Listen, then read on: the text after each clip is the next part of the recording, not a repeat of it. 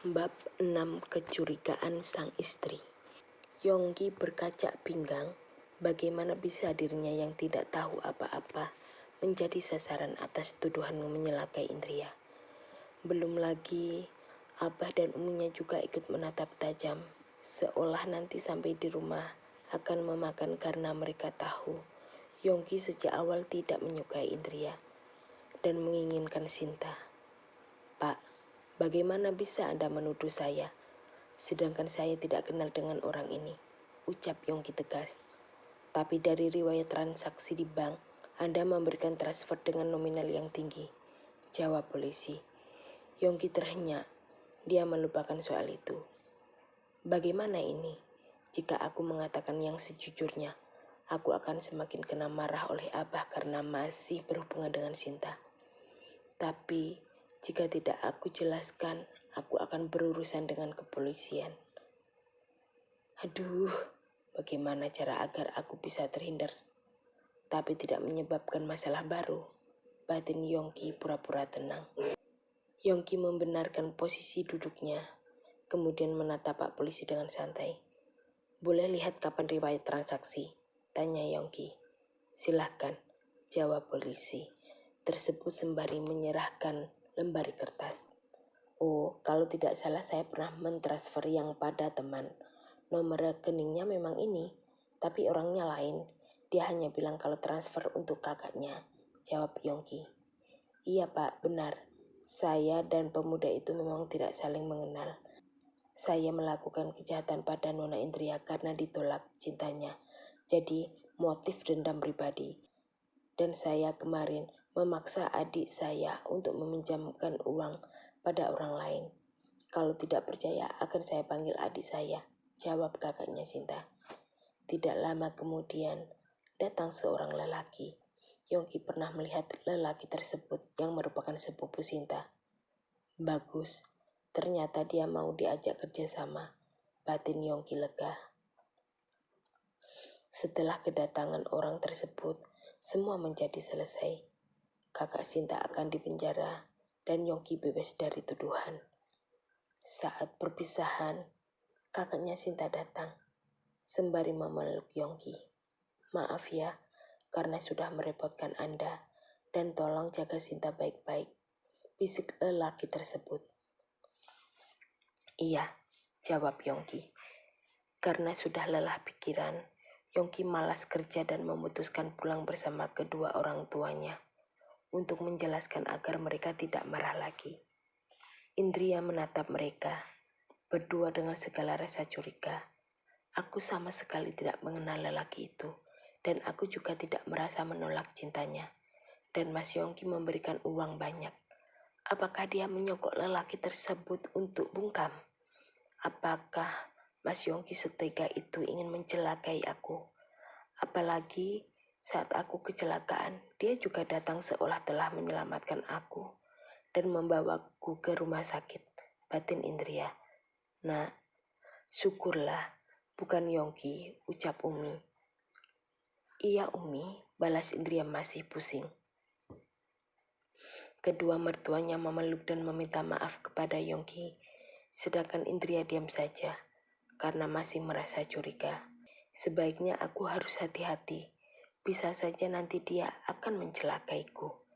Karena jika aku mati, dia bisa bersama dengan Sinta. Ya Allah, kenapa takdir hidupku begini? Kenapa suamiku sendiri tega ingin mencelakaiku? Batin Indria menangis.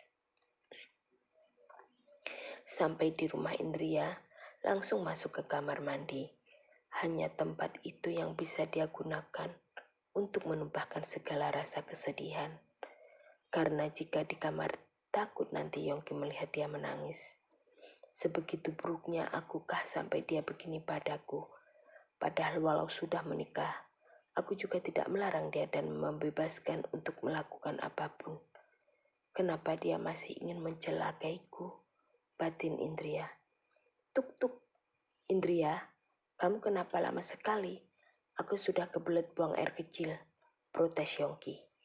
Indria segera mencuci muka, memakai kembali cadarnya, dan membenarkan kacamatanya. Aku harus tegar, aku harus hidup dengan baik, dan aku juga pantas untuk bahagia. Gumam Indria menguatkan dirinya sendiri. Setelah membuka pintu, Yongki menyambut dengan tatapan kesal. Lama amat sih, dasar perempuan merepotkan, ucap Yongki ketus.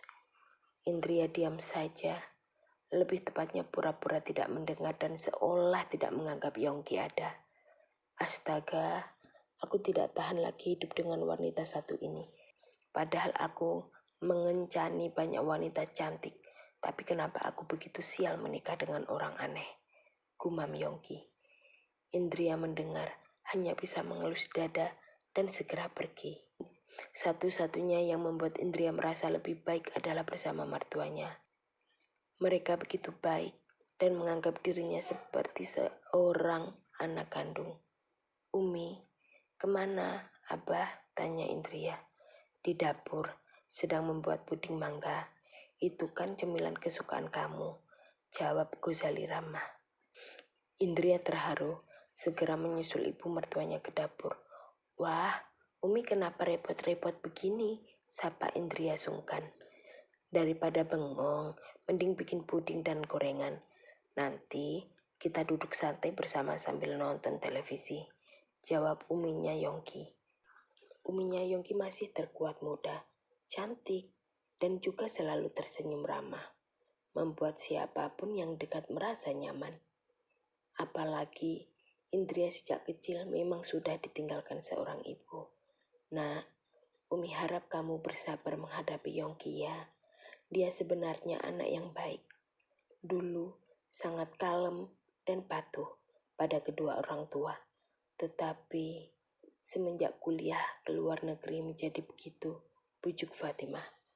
Iya Umi, maukah Umi menceritakan tentang pernikahan Umi dan Abah? Pinta Indria penasaran. Fatimah merona merah.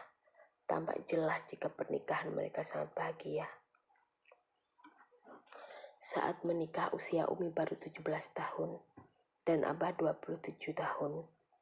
Waktu itu Umi masih kecil, belum bisa masak dan melakukan tugas rumah tangga. Tetapi Abah yang mengajari Umi memasak dan lain-lain. Abah sangat sayang dengan Umi. Bahkan mencuci baju saja Abah. Jadi Umi tinggal menjemur. Indria terus mendengarkan cerita ibu mertuanya yang indah itu. Masa sederhana, tetapi begitu bahagia. Indria jadi berhayal jika dirinya menikah dengan lelaki yang baik seperti Abah, pasti hidupnya akan bahagia. Saat sedang asyik-asyiknya, tiba-tiba Yongki datang. Umi, kalau banyak cerita kapan pisangnya mau digoreng? Protes Yongki. Oh iya, sampai lupa, jawab Fatimah tertawa lirih. Is, desah Yongki kesal saat melirik ke Indria.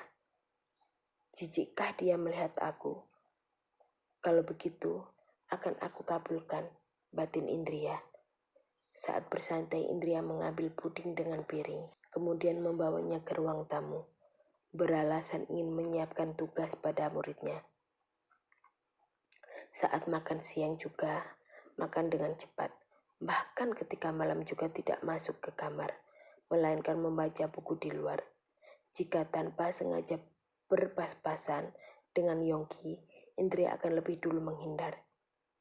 Yongki jadi tidak bisa tidur. Dia merasa sikap Indria padanya seolah tidak menghormati. Berani sekali dia mengacuhkan aku. Seharusnya yang berbuat begitu adalah aku. Cetus Yongki memukul bantal guling. Entah kenapa kebencian Yongki semakin dalam. Dan dia ingin sekali membuat istrinya itu merasa tidak tahan dengan pernikahan dan segera mengajukan perceraian. Lihat saja Indria, jika kita sudah tidak tinggal bersama, Abah dan Umi tidak akan yang membela kamu lagi, batin Yongki dengan segudang rencana buruknya.